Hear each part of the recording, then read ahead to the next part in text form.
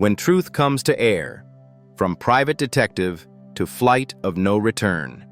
Jason's phone buzzed as he sat frozen on the couch, eyes locked on the screen. On the line, his wife of nearly 10 years sounded cheerful. Work trip updates and promises to call later. But the private investigator had just confirmed the truth.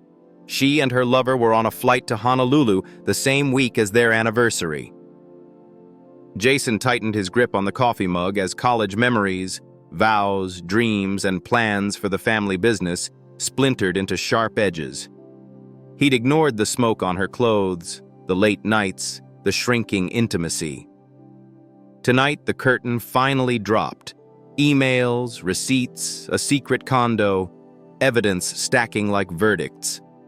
As the plane charted its path across the Pacific, Jason traced a new one of his own. He wouldn't be the betrayed husband in someone else's story anymore. He'd write the ending himself and make sure the truth was undeniable. Jason joined his father's tire business, mastering various roles and ultimately heading the accounting department. He aspired to inherit the company from his father and succeed Mike Allen, the retiring CFO. After marrying Karen, she pursued a career in real estate, excelling even during challenging market conditions. They lived comfortably, with a nice house and new cars, seemingly secure in their marriage, although they were childless. Initially, he'd considered this a blessing. Karen had mentioned fertility issues, opting for tubal ligation. Despite his suggestions of adoption, she'd declined. Recently, however, her increased social activities had sparked his suspicion, particularly her late returns home. Despite expressing his concerns, she dismissed them, attributing her absences to work stress. "What were you doing out so late?" he'd inquired one night as she returned home, looking disheveled, with the lingering scent of cigarettes clinging to her clothes. "Just hanging out, having a few drinks," she replied defensively. "It's my business, Jace. I can take care of myself." Jason was taken aback by her tone, a stark departure from her usual demeanor. Seeing his reaction, she softened. "I'm sorry, Jace," she apologized. "It's just work stress getting to me." "You've handled market pressures before without this," he pointed out. "It's tougher than ever out there," she explained. "Competition's fierce and the pressure's relentless." "I get it, but don't take it out on me," he reassured her. "I'm on your side." She hugged him, expressing regret. "You're right, dear. I'm sorry." "Agreed, but please freshen up," he requested. "You reek of smoke." "Apologies. It was smoky at the club," she conceded, heading for a shower. He was already asleep when she joined him in bed. Over time, their intimacy dwindled, from several times a week to barely once a fortnight. Her interest in his life waned, and he noticed her blatant lies, like claiming to be at the office when she wasn't. He refrained from confronting her, sensing her potentially explosive reaction. He pondered how many more lies she might have told. Lying awake beside her, he gazed at her, his worry evident. "What's on your mind, Jace?" she inquired. "I'm worried," he admitted. "About what?" she probed. "Us," he confessed. "It feels like we're growing apart." "Do you still love me?" "Of course, sweetheart," she reassured him, embracing him. "You know that, right?" "I honestly don't know," he confessed. "It's been a while since you said it, and our closeness has dwindled. You're out more than you're home." "I'm sorry," she apologized. "Work's been overwhelming. I do love you. Please trust me." "Can you show me more?" he requested. "Of course, baby," she affirmed, kissing him. They made love that night, soothing Jason's worries temporarily, but concerns lingered. A month passed, and the cycle repeated. Jason began to suspect something deeper. One day, his friend Ron asked to meet urgently. "Sure, let's grab a beer," Jason agreed. "I can't explain over the phone," Ron insisted. They met at the bar, and Ron dropped a bombshell. "I saw your wife today," Ron disclosed. "Yeah, she's in real estate showing houses," Jason shrugged. "I'm certain," Ron affirmed. But I never knew real estate involved such closeness. Seriously? Jason exclaimed. You must be kidding. I wish I were, Ron sighed. I saw Karen with another man, holding hands and kissing. It wasn't innocent. That can't be right, Jason protested. Are you sure it was Karen? Ron showed him a photo, confirming his suspicions. Damn, Jason muttered, asking for a copy of the picture. Sure thing, Ron agreed, sending it over. What's your plan? I'm at a loss, Jason admitted. This blindsided me. My friend's a PI, Ron offered. Want me to connect you? Please do, Jason requested. I need answers. After parting ways, Jason found Karen at home. You're back early, he remarked, surprised. Just in time, she smiled. Where were you? Having a drink with Ron, he explained. Everything okay with your friend? Not really, Jason shared. My wife's been unfaithful. Oh, Karen feigned innocence. Yeah, Jason replied. It's a nightmare. I'm glad we don't have kids. Karen's reaction didn't escape Jason's notice. It would crush me if you ever betrayed me, he remarked, observing her subtle flinch. I'd never betray you, she assured him, embracing him. I love you too much. Glad to hear it, he replied, kissing her. What brings you home early? Our company's convention starts this weekend, she explained. I wanted to pack early and spend time with you before we're apart. Where's it held? He inquired. Las Vegas at the Westgate Resort Hotel, she answered. We leave Friday after lunch. Another award this year? He asked, aware of her past achievements. I suppose, she replied. They kissed again, and he suggested celebrating their anniversary in Vegas. She declined, citing work commitments. Disheartened, he agreed to celebrate later. The next day, before lunch, he contacted Ron for a PI recommendation and met with the investigator. Good morning, Mr. Chandler, the investigator greeted him in his cluttered office. Glad to meet you, Ron greeted. Call me Jerry. What's the deal? Jason briefed him on Karen's Vegas trip. Vegas, huh? Jerry mused. You think she's up to something? There could be, Jason admitted. I've got contacts there who owe me favors, Jerry offered. We'll keep tabs on her. And we can set up surveillance if you give me a room number. It'll cost extra. Expected as much, Jason nodded. But I need to know the truth. Jerry handed him a digital audio recorder. Easy to use. Just slip it under her car seat, voice activated. Retrieve it later. She usually parks at the airport, Jason noted. Perfect, Jerry nodded. We'll handle it. If she slips up, we'll know. He provided his private line for updates. Thanks, Jason said, taking the number and writing a check from his personal account, not the joint one. They had separate personal accounts and agreed to allocate up to 10% of their earnings. Jason usually spent his on clothes and gifts for Karen, saving for a cruise, until now. That night, Karen packed for the trip. Jason offered to help, noticing her excessive luggage. Curious, he peeked inside and found birth control pills, despite her previous claim of tubal ligation. He photographed her belongings, noting club attire and revealing bikinis, including an open micro-bikini he'd never seen her wear. He discreetly placed the audio recorder in her car and ensured it was activated before locking up. This might be the last time, Jason pondered sadly, seeing their closeness fading as husband and wife. The next morning, Karen shared her hotel room number and promised nightly calls. Love you, she said, kissing him. Love you too, he replied, watching her drive off. At work, he informed Jerry of Karen's room number. Got it, thanks, Jerry acknowledged. Ready to deploy my team. Later, Karen called from the airport, planning to update him upon check-in. Love you, she reiterated. Love you too, baby, he echoed internally, concealing his doubts. When his father approached, sensing his distress, Jason confided in him. "That's rough, son," his father sympathized. "I never would have guessed." "Same here, Dad," Jason agreed. "If you need us, we're here," his father offered. "Thanks, Dad," Jason appreciated, leaving work early. He found Karen's car at the airport, retrieving the audio recorder. Despite the tidy car, doubt lingered.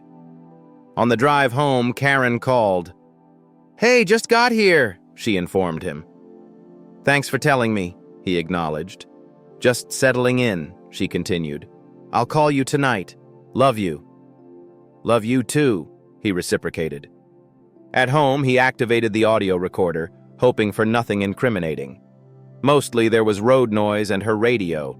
Halfway through, however, reality hit. He listened to her conversation via Bluetooth. "Hey, baby," a man's voice greeted.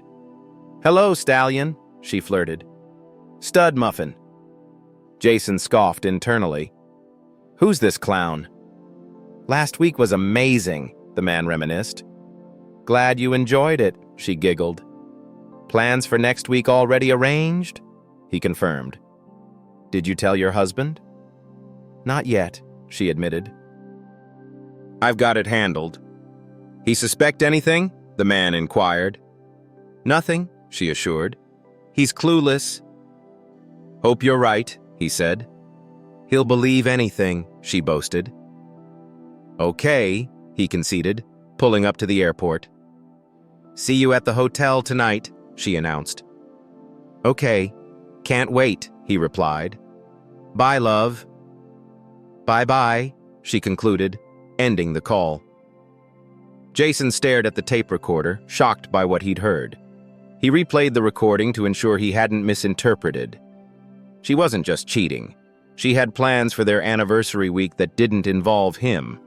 Frustrated, he cursed internally and pondered the duration of her affair and who her partner was. Grabbing a beer, he sat at his desk, contemplating recent events. Had he overlooked obvious signs? He questioned what else she might be concealing. He had respected her privacy, but now felt compelled to investigate. Knowing where she kept the key, he retrieved it from their jewelry box and headed to her office in the spare bedroom. He accessed the desk, driven by betrayal, to investigate. Inside, he uncovered a web of lies. Karen had deceived him throughout their marriage. Shockingly, her personal account held over $250,000, far exceeding their agreed-upon savings limit. Examining her expenses, he found lavish gifts, including a pricey men's Rolex watch, likely for her lover. Her purchases also revealed expensive clothing and visits to Planned Parenthood for feticides, which she paid for in cash. He pondered the paternity of the terminated pregnancies and her consistent use of birth control over the years. Additionally, he discovered a receipt for Plan B pills purchased just days earlier. And there was more. He found a recent receipt for a hefty down payment on an apartment in an affluent neighborhood, pondering if it would serve as her love nest or an exit strategy. Other receipts revealed payments for utilities and new furniture, prompting him to consider if one of the keys he found was for her new place. Determined to investigate further, he powered up her computer, finding passwords conveniently listed beneath the keyboard. He accessed her email, surprised to find her credentials saved, indicating her confidence in her secrecy. Shockingly, he uncovered exchanges with Greg Wilson, detailing their carnal encounters dating back nearly a year, when he first noticed changes in her behavior. Initially meeting in hotel rooms, they later rendezvoused in houses she was selling. One email from 6 months prior provided some answers to his questions. "Did you handle that little issue?" Greg inquired. "Yep," Karen replied. "I went and had a feticide today." "Shame you didn't keep the baby," Greg remarked. "You could have passed it off as Jason's." "I can't do that," she explained. "He thinks I can't conceive." He'd figure out it wasn't his. Reflecting on 6 months ago, Jason realized that was when he first caught her lying. Damn, he thought to himself. She's a deceitful, cheating woman. He scrolled through their emails. Greg had suggested they make love in Karen's marital bed, but she refused. "I won't betray Jason like that," she wrote to Greg. "That idiot has no clue," Greg replied. "I won't do it," she insisted. "What if you had your own place?" Greg proposed. "You could afford it with your earnings, and your husband would be clueless." "Maybe you're on to something," she replied. "I have my own account and Jason never questions it. I'll start looking."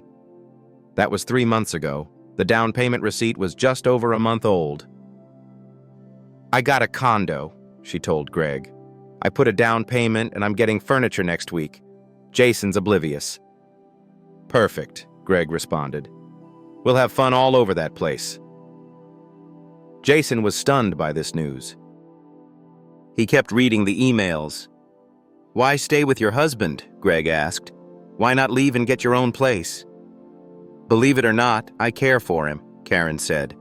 "He may be a cocky accountant at a tire store chain, but I have feelings for him and he treats me right. I got the condo so we could meet without risking exposure at hotels. Plus, you're still married." "Hey, just give the word and I'll dump Christy," Greg offered. "A headache. Let's see after the conference," Karen replied. "What happens after the conference?" Greg pondered. Jason began printing out Karen's letters and copying the receipts he had discovered. Just as he was doing so, Karen's number flashed on the display. "Hello," he answered cautiously. "It's me, baby," Karen greeted. "Are you okay? You sound off." "Got a pounding headache," he lied, not wanting to tip her off. "Just settling in for the night," she informed him. "Take something for that headache and rest." "Love you and miss you," she added. "Yeah, same here," he muttered. "Bye." Ending the call, he pondered if she noticed his lack of affectionate words. In truth, he was seething. Determined to uncover the truth about Greg, he scoured Karen's company website and found him. Greg Wilson, the regional manager. She was indeed involved with her boss. Printing the page, he added it to his growing pile, becoming more agitated. He contemplated breaking into her apartment, checking her address. He hesitated, wondering about a security system. Reviewing her documents, he spotted a code labeled alarm system. Of course she'd write it down, he thought bitterly. Closing her laptop, he left, grabbing latex gloves from the garage to avoid leaving evidence. Finding her complex, he parked in her spot and approached her door. Donning his gloves, he tested a key from her jewelry box. The door yielded, and he entered. Spotting the alarm remote, he input the code he'd discovered and ensured the alarm was disarmed. Switching on the light, he surveyed the apartment, admiring Karen's furniture choices. "She's always had good taste," he mused. "Shame her loyalty doesn't match her decor preferences." As expected, there were no pictures of him. This was her love nest, her retreat from their marriage. Stepping into the kitchen, he noted a few plates and utensils. The fridge was empty, the pantry bare. Surprisingly, the house was fully furnished, adorned with flower portraits and boasting a large, flat-screen TV. Entering the bedroom, he found it likewise furnished, with lace curtains cascading elegantly over the windows, just above an electric heater, an apparent fire hazard. Opening drawers, he discovered unfamiliar underwear and suspected Greg's presence from men's undergarments. Taking out his phone, he snapped photos. In the nightstand drawer, a card from Greg confirmed his suspicions. "Thanks for the watch," it read. "Looking forward to your housewarming. Love, Greg." Anger surged. He imagined confronting Greg. More clothing, both male and female, filled the dressing room. In the master bathroom, he noticed 2 toothbrushes by the sink and his and hers towels next to the shower. He grabbed his phone, snapping a few more photos. In the second bedroom, a small desk and chair were the only furnishings.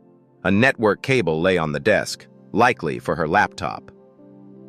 Amid the letters addressed to her, all from utility companies, he ensured her name and address were visible in the pictures.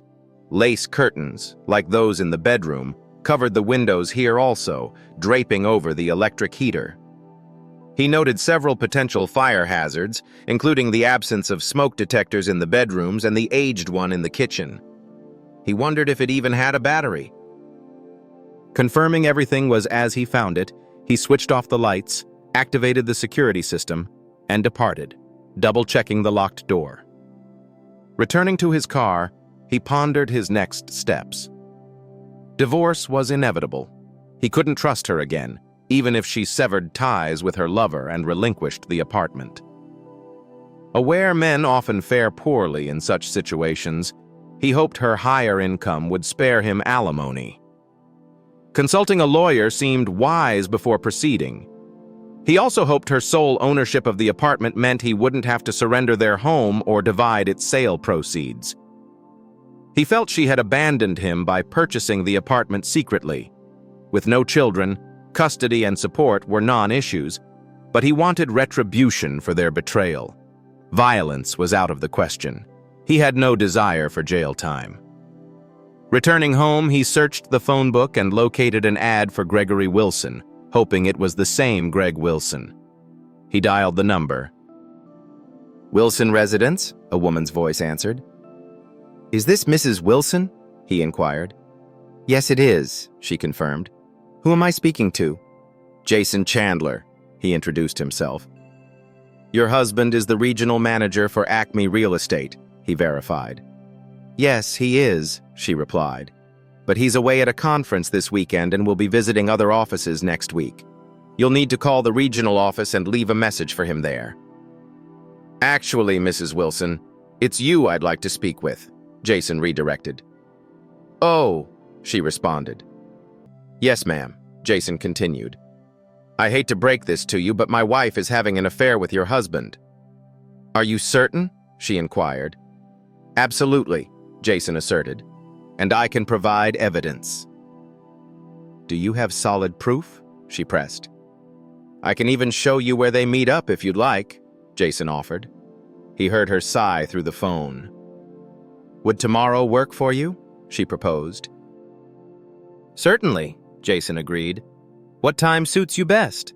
"Around 1 o'clock in the afternoon," she suggested, providing her with Karen's apartment address and directions. "I'll see you then," Jason concluded, before ending the call. Grinning, he approached his desk and began drafting a to-do list. First on the agenda, change the door locks, ensuring it was done before meeting Greg's wife at Karen's place. The temptation to drown his sorrows in booze crossed his mind, but he dismissed it, opting instead for a cold pizza slice. He mulled over his options, satisfied. He ascended the stairs and retired for the night early. The next day, he visited the hardware store, purchasing supplies to replace the locks and crafting an extra key for the apartment. By noon, all locks were switched. After showering, he grabbed his audio recorder and the printed emails from Karen's account, then headed to her apartment to rendezvous with Greg's wife. Spotting Karen's car, he approached a Toyota Corolla nearby, where an attractive dark-haired woman sat. Knocking on her window, he inquired, "Are you Christy Wilson?" She confirmed her identity, and he opened the door for her. "Call me Jason Chandler," he said, gesturing for her to don latex gloves he offered. "Let's head in. I'll show you their hideaway." Using the spare key, he successfully unlocked the door, deactivating the security alarm as they entered. Jason guided her into the bedroom, opening drawers and revealing Greg's clothes in the closet. "Oh my God," she exclaimed. "I've been searching for these for weeks. I wondered where his clothes were disappearing to." "Has your husband been sporting a Rolex watch lately?" Jason inquired. She affirmed, mentioning it was a gift from management. Shaking his head, Jason retrieved a card from Karen's nightstand, displaying it to her. Reading the note, she burst into tears. "Is that his handwriting?" Jason questioned. "Yes," she sobbed. "But wait, there's more," he added, presenting the emails and activating the audio recorder. Tearfully, she read the emails before listening to Friday's recording. "I'm sorry," Jason said, embracing her and restraining his own emotions. It's not your fault, she assured. I've suspected something but lacked proof. Composing herself, she faced him. So, what's the plan? She inquired. I'm filing for divorce, he declared. And I'll kick him out as soon as I lay eyes on him, she vowed. Suddenly, she brightened. I have an idea, she exclaimed. What if we help them move in together here? Jason pondered momentarily before smiling. I like it, he agreed. But we need to act fast. They'll be back soon. Greg said he'd be away for a week after the convention, she revealed. I bet Karen will find a reason to leave too, Jason mused, recalling the recorded conversation. Damn, you're right, he admitted. But I want her stuff out of my house pronto. Agreed, she concurred. Meet me back here in 3 hours. Sounds good, Jason agreed. I'll bag her stuff. I should be back in time. See you then, she said, rising. Jason observed her, struck by her petite stature and charm. He couldn't fathom why Greg would cheat on her. They left the condo and arrived 3 hours later, their cars brimming with bags of the couple's belongings. Dumping the bags in the sparsely furnished second bedroom, they didn't worry about breakage, knowing it would take the cheating spouses hours to sort through everything. I don't know about you, but I wasn't too careful with his stuff, she remarked. Jason chuckled. Same here, he admitted, sharing a high five with her. Glancing at her, he announced, I don't know about you, but I'm famished. Me too, she agreed. I could really go for a juicy hamburger, a big cheesy one. Sounds perfect, he replied. I know just the spot. Care to join me? My treat. Lead the way, she replied, heading towards the bar he frequented with Ron. She followed. Upon parking, Christy eyed the building skeptically. A bar? She questioned.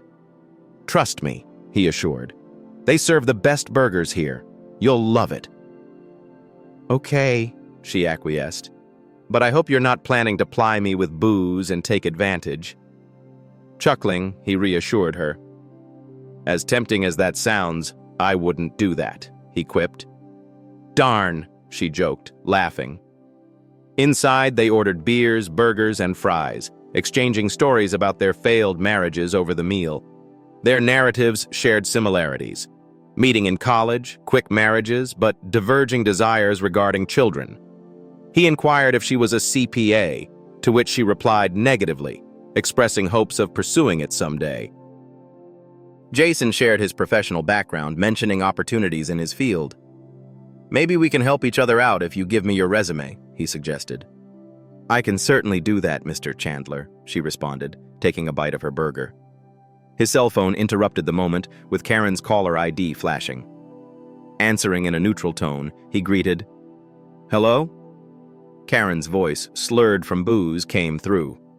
Hey, baby, she chirped. What are you up to? Just grabbing a burger at the bar, he replied. What's going on with you? Guess what? She blurted out. I won the Best Salesman Award, she announced before he could respond. Congratulations, he said flatly. Yes, and they want me to stay in Vegas next week to work with their agents, she continued, fabricating. He already knew it was a lie. That's great news, he feigned enthusiasm. What about our anniversary this Wednesday? He reminded her.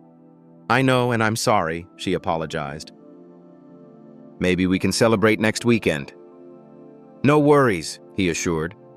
I understand your work is important. I wouldn't want you to miss a big opportunity. What's that supposed to mean? She queried. Nothing. He brushed it off. Just that our 10-year anniversary only happens once, but I know your job matters to you. Don't stress about it. Yes, work matters, but I thought you'd be happy for me, she said. I am, he insisted. Go work with your agents. I'll be fine. I love you, she affirmed. Good, he replied. Me too. Bye. Ending the call, he turned to Christy. That's that, he said. Jason informed Karen. She shook her head sympathetically. She chose Greg over your anniversary, she remarked. placing a comforting hand on his arm. He fought back tears. A man he barely knew showed more concern than his own wife. What a disappointment. "I'm sorry," she offered. "Thanks," he managed, attempting a weak smile. He retrieved Jerry's card and dialed his private number. "Jerry," he greeted when the older man answered. "Jason Chandler here. I just spoke to Karen, and she claims she'll be in Vegas for another week." "And you don't buy it?" Jerry inquired. "Not for a second," Jason confirmed. "I was just working on your report, but I'll have my guys surveil them and see what unfolds." "Good," Jerry continued. "The conference wrapped up a couple of hours ago, and they're apparently enjoying themselves. Most attendees will be heading home tomorrow. Oh, and your wife and her lover spent last night together. I've got footage you might want to see. I'll email it to you, included in my report." "That'd be great, Jerry," Jason acknowledged. "Thanks." He ended the call. He turned to Christy. "Tomorrow we'll get to the bottom of this," he stated. "My PI caught those two lovebirds spending the night together. He's sending over some video footage. Would you care to watch it with me?" "Not particularly," she admitted, "but I feel like I should." He nodded understandingly. "Well, let's head to my place," he suggested. Rising after settling the bill at the bar, they departed for his house. Once there and settled in his office, the video arrived in his email. "Would you like a drink before we start?" he offered. "Sure," she accepted. "Cola, if you have it." "I'll grab 2 colas," he agreed, heading to the kitchen. Returning with cold sodas, he initiated the video, and they observed Karen and Greg engaging in various intimate acts. Both Christy and Jason struggled to contain their emotions as they witnessed their spouses enjoying each other's company. The ensuing pillow talk was even more heartbreaking. "What do you reckon our spouses are up to right now?" Karen inquired. "If I know Christy," Greg replied, "she's probably glued to one of her dull movies or nose deep in one of her silly books." "Yeah, I get what you mean," she agreed. "I imagine Jason's buried in another one of his tedious spreadsheets or poring over stock reports." "You think he's out here saving the world or something?" Greg smirked. "I mean, come on. His old man's company sells tires, for crying out loud. What's the big deal?" "So, have you decided what you're going to tell that idiot after tomorrow's awards banquet?" "Yep," she confirmed. "I'll just say I was requested to stick around in Vegas for a week, filling in for the local reps. He'll swallow it. Hell, he'd believe anything I'd tell him. I could tell him the moon's made of green cheese, and he'd buy it. And by the time he catches on, we'll be lounging on a beach in Hawaii," Greg added. "Hawaii?" Christy exclaimed. "That idiot's whisking some floozy off to Hawaii." "I'm going to rip his guts out." She turned to Jason. "Sorry for calling your wife a floozy." "No need to apologize," he responded. "I'd say the same thing." They refocused on the video. "So what about your anniversary? Are you just going to skip it? Hawaii sounds a lot more enticing than a night at a steakhouse," she remarked. "I pledged to make it up to him," Greg considered. "Maybe I will, maybe I won't." "You're ice cold, you know that," he remarked. She shrugged. "It's only our 10th anniversary," she explained. "There'll be more. Who cares about that right now? I need you." With those words, they resumed their activities, prompting Jason to halt the video. "I've seen plenty," he stated. "More than plenty," Christy affirmed, tears flowing down her cheeks. "I'm scheduling a meeting with a divorce attorney come Monday," he disclosed. "Would you like to accompany me?" "Would you mind?" she asked softly. "Not at all," he reassured her. Christy burst into tears, sobbing. Jason wrapped his arm around her, offering a comforting shoulder, though he felt like crying too. He held back, focusing on consoling her amidst his own emotional turmoil. "Would it bother you if I spent the night here?" she inquired. "No hanky-panky," she clarified. "I just want to cuddle." "Of course you're welcome to stay," he replied. "Stay as long as you like." "Thank you," she expressed. I can't believe I wasted all those years on that idiot. All this time I've been falling for his lies." "I totally get it," Jason empathized. He escorted her upstairs to the master bedroom and found an old t-shirt that appeared long enough for her to sleep in. Taking it, she retreated to the bathroom to change. After waiting for her return, he donned his pajamas and settled into bed. She emerged from the bathroom wearing the long t-shirt, and he was almost taken aback by her appearance. He always admired Karen's legs, but Christie's were the slenderest he'd ever seen. "What's wrong?" she asked. "Never seen a woman's legs before?" "None as lovely as yours," Jason complimented. "Sweet talk will get you everywhere, sir," she teased. He wrapped his arm around her, drawing her close, savoring her scent. She placed her hand on his chest, snuggling against him. "Did you know you're the only woman I've shared a bed with besides my wife for over 10 years?" he confessed. "And you the only man I've been with besides my husband," she revealed. They gazed into each other's eyes for what felt like an eternity before drifting off to sleep in each other's arms. The next morning, they woke up intertwined. "Good morning, sleepyhead," she greeted. "You don't need to rush out on my account." "Good morning, beautiful," he responded. "I'll be quick." He relieved himself in the bathroom, which proved challenging given his state of arousal. Upon returning, he found Christie already tidying up the kitchen and preparing scrambled eggs and bacon for breakfast. Glancing at the clock, he noted it was 8:30 a.m. His gaze returned to Christie, enjoying the sight of her cooking in his old t-shirt, momentarily reminiscing about the times Karen used to make breakfast for them. "Wow, that smells amazing," he remarked. "I hope you don't mind me taking over your kitchen," she said. "Not at all," he assured her. "Karen never cooked for you?" she inquired. "She used to," he acknowledged. "But she stopped a while back, claimed it took too much time and she needed to prepare for her clients." "Damn," Christie muttered. "Exactly," he concurred. The aroma of bacon filled the air as she placed a generous plate in front of him. He devoured the meal hungrily, as if he hadn't eaten in weeks. "Wow, that was amazing. Do you cook like this every morning?" "Whenever I can," she replied. His phone interrupted, displaying Jerry's name and number. "Hey, Jerry," he greeted. "Working Sundays now?" Jerry chuckled. "More often than I'd like," he admitted. "I wanted to update you. Your wife and her lover boarded their flight from Las Vegas just before 6 o'clock this morning. They had a layover in Los Angeles for about 40 minutes, and the plane departed an hour ago. They'll touch down in Honolulu in approximately 5 hours. I've got the flight details if you need them." "Got it," Jason confirmed. "They're on American Airlines Flight 31, Jerry added. "I've got a contact in Honolulu ready to track them once they land." "Thanks, Jerry," Jason said, jotting down the information. After ending the call, he turned to Christie.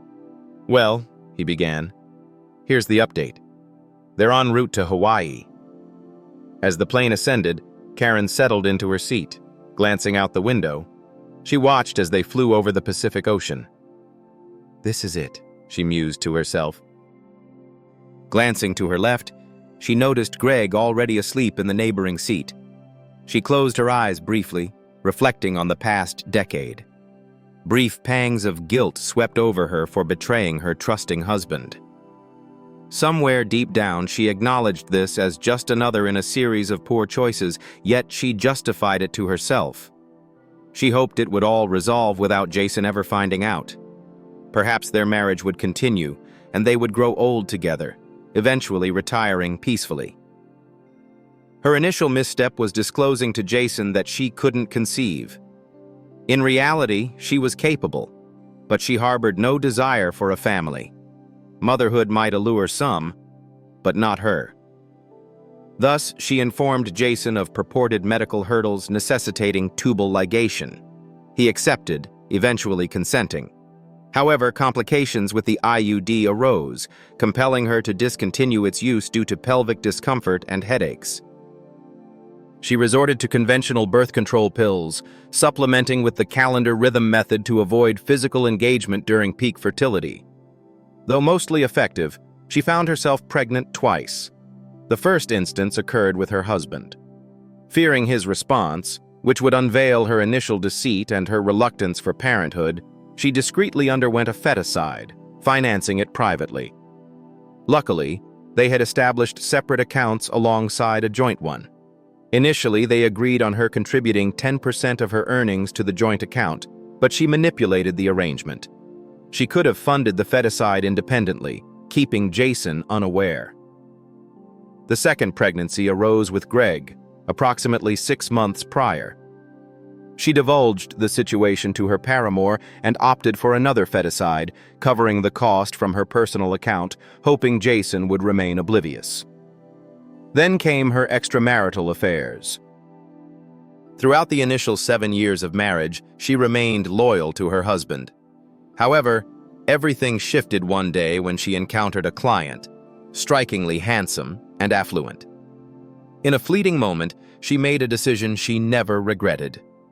They engaged in intense, passionate closeness within the confines of a lavish house she was showcasing, and he exhibited gratitude by purchasing the property outright. Such encounters were infrequent, maybe occurring 10 times over the subsequent year and a half. Later, she discovered others engaged in similar behaviors. Though she experienced fleeting guilt, she reasoned, "What the heck? If other women could indulge without consequence, why couldn't she?" In her view, it bore no relation to Jason. Her love for him remained steadfast, and what he didn't know wouldn't cause injury. Then she encountered Greg, and everything altered. He embodied everything her husband lacked. Jason was analytical, pondering decisions meticulously, whereas Greg was impulsive, deciding on a whim. Jason's path in life, both personally and professionally, had been predetermined.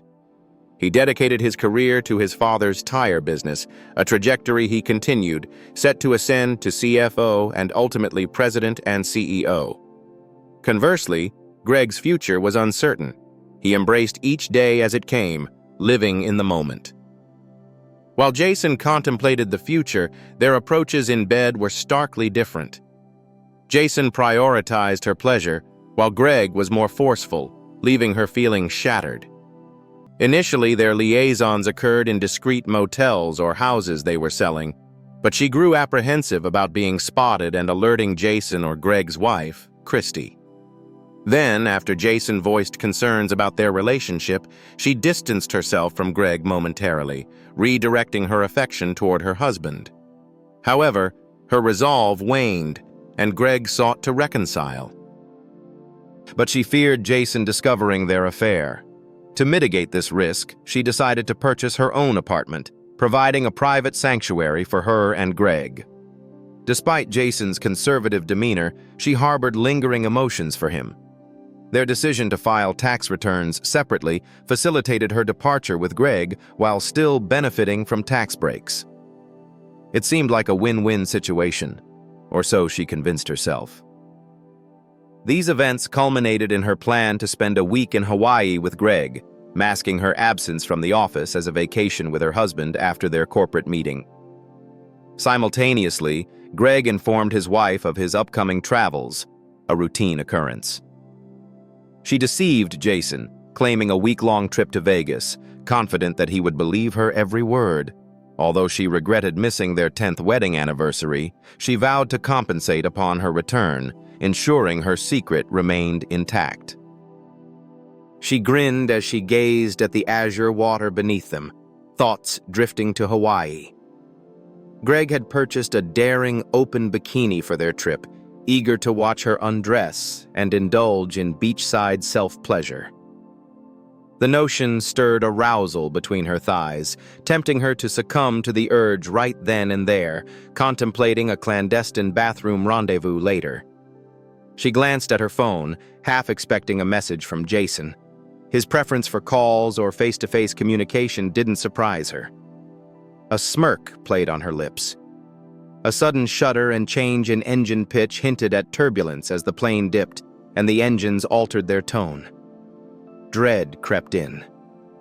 Glancing out the window, she realized the gravity of the situation. Panic erupted in the cabin, gravity pressing her into her seat. The sight outside confirmed their descent. Oh God, she thought, resignation flooding her. This is it. We're going down. I'm going to die. Oxygen masks deployed. Passengers, including Greg, screamed as flight attendants braced them for the inevitable. Tears streaming, she cast a final glance at her phone, steeling herself for one last decision. Jason and Christy wrapped up breakfast, tidying away the last of the dishes before returning to the table to strategize about their unfaithful partners. Jason admired Christy's analytical skills, feeling a newfound closeness with her that had been absent with Karen for months. As he returned to the table with a fresh cup of coffee, his phone buzzed, displaying Karen's name and number. Putting it on speaker, he answered, greeted by Karen's panicked voice amidst background clamor and distant shouts. "Jace!" she yelled, barely audible over the chaos. "Karen? What's happening?" he asked, straining to hear. "Plane down! Sorry." Her voice crackled before the call abruptly ended. Stunned, Jason and Christy exchanged glances. Attempting to call Karen back proved futile, as it went straight to voicemail. Turning to Christy, Jason urged her to contact Greg, rushing to retrieve her phone from her purse. Christy dialed Greg's number, but it too went unanswered, diverting to voicemail. Jason headed to his home office, powering up his computer to seek more information. After finding the airline's contact number through a search engine, he dialed and, after initial refusal, managed to speak with someone who confirmed they were investigating reports of the plane crash, leaving his and Christy's contact details along with Karen and Greg's. He was assured they would be notified of any updates. With nothing further to find online, he estimated it would be at least an hour before they received any news. They headed to the front room, switching on the TV in hopes of catching any news updates. Jason flicked through channels, but there was no breaking news.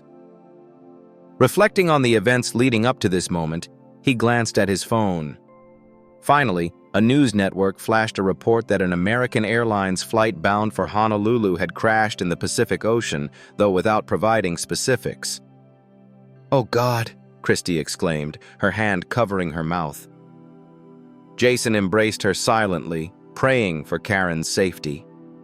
Despite the strain in their marriage, he couldn't bear the thought of her perishing. An hour later, the phone rang. Jason muted the TV and answered.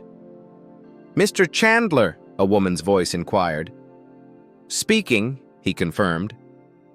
"I'm calling to inform you that your wife's flight has crashed," she relayed. "I have no further details at this time, but we will update you as soon as we learn more." "Thank you," Jason responded, ending the call. He and Christy held each other, tears welling in their eyes. Shortly after, Christy's phone rang, delivering the same grim news. Soon after, his father called. It wasn't uncommon. His parents often reached out upon hearing news like this. "Hey, Jace," his father greeted. "Hi, Dad. How are you?" Jason replied. "Just got back from church. Did you see the news about the accident?" his father inquired. "Yes, I did," Jason confirmed. "It's awful," his father lamented. "By the way, how's Karen? Wasn't she on her way back from Vegas?" "She's not doing well, Dad," Jason disclosed. "She was on that plane that crashed." "What?" his father gasped. "What was she doing going to Hawaii without you?" "She was with her boyfriend," Jason disclosed. "Oh my God," his father reacted. "I'm sorry to hear that, son. Take a week off and sort things out. Let Mike know if there's anything we can do. Just give me a call."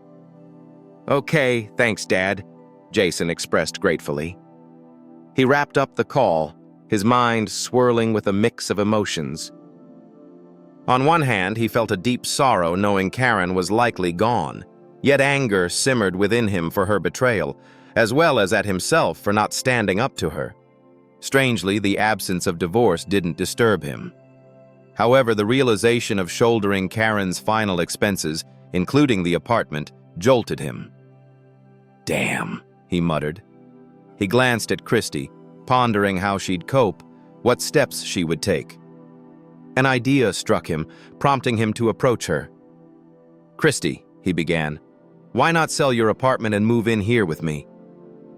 She met his gaze, tears brimming in her eyes. "Are you serious?" she questioned. "Absolutely," he affirmed. "There's a spare room upstairs, and with the upcoming challenges, maybe we can support each other through it all." After a moment's consideration, she responded, "Why not? But under one condition." "What's that?" he inquired. "That I share your bed," she stated. "Really?" Jason's thoughts raced, realizing things were moving quicker than anticipated. Dismissing doubts, he resolved to seize the moment. "Sure," he agreed. "It's been ages since I felt genuinely comfortable with my wife. Last night was the first time in years I felt fulfilled. Is that all right?" "More than all right," she assured him. "Then it's settled."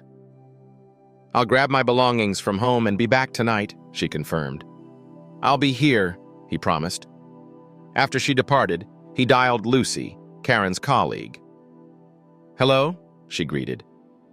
"Lucy, it's Jason Chandler," he identified himself. "Oh, hi Jason," she responded. "How is Hawaii?" "I'm not sure," he admitted. "I hear it's lovely this time of year." "Why?" Lucy's tone shifted. "Karen mentioned you two were heading there after the company meeting. I assumed you were en route." "Actually," Jason clarified, "Karen went, but not with me. She went with Greg." "What?" Lucy exclaimed, taken aback. "That's right," Jason affirmed. "However, neither of them made it. The plane they were on crashed in the Pacific Ocean today. You might have seen it in the news." "Oh no," Lucy gasped. "Do you know if she survived?"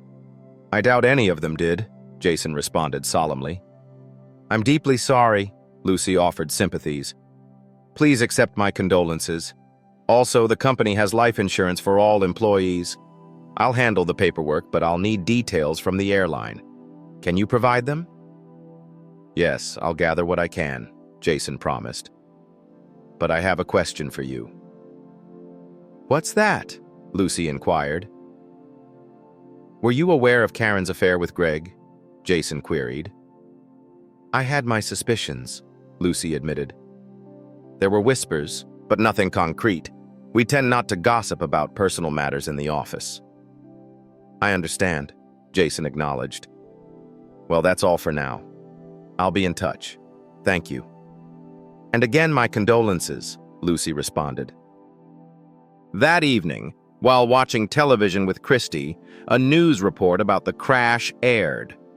It stated that the plane's final moments were captured by a crew member aboard a cargo airliner only a couple of miles from the crash site. The TV station aired an amateur video showing the plane rapidly descending nose first. The plane appeared to disintegrate upon impact with the water. The report conveyed that the cargo ship altered its course to join the search for survivors. While they retrieved several bodies from the water, unfortunately, there were no survivors. Additionally, they recovered a significant amount of luggage, which included belongings belonging to Karen and Greg. However, their bodies were not among those recovered. In the following months, Jason and Christy experienced a whirlwind of activity. Christy moved in with Jason and sold her own house. Jason had to handle Karen's apartment, which held nothing of value to him. Consequently, he donated everything to Goodwill, which gladly accepted it. Later, he sold the apartment, recouping Karen's original investment. Both Jason and Christy received a $500,000 insurance payout from Acme Real Estate for the loss of their spouses. They promptly began erasing any remnants of Karen from their lives. They discarded photos, stowed away knickknacks, and replaced furniture, especially the bed. Family members took what they wanted, and the rest, including 2 cars, was either sold, donated, or scrapped. Jason also navigated the complexities of closing Karen's bank accounts. After months of paperwork, Jason received a check for approximately $250,000. Lawyers approached Jason and Christy seeking to profit from the accident. Further investigation revealed that the crew misinterpreted onboard computer warnings and made incorrect decisions. The plane descended at a rate of about 12,000 feet per minute, crashing into the water at roughly 135 miles, a journey lasting just over 3 minutes. Jason imagined Karen's last moments, some spent on the phone with him, as harrowing. He believed her final act was one of regret, realizing she was hurtling toward her demise with no chance of escape. Nevertheless, Jason deemed it too little too late. Fortunately, the airline reached a settlement with all affected families, compensating each passenger with just over $175,000. Jason and Christy received a total of over $1.6 million after accounting for taxes. They still had a substantial sum since neither Karen's nor Greg's remains were recovered. No funeral took place.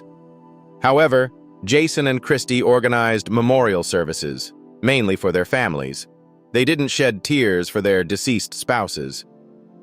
3 months into her tenure, Christy left her job to move in permanently with Jason. By then, they were deeply in love.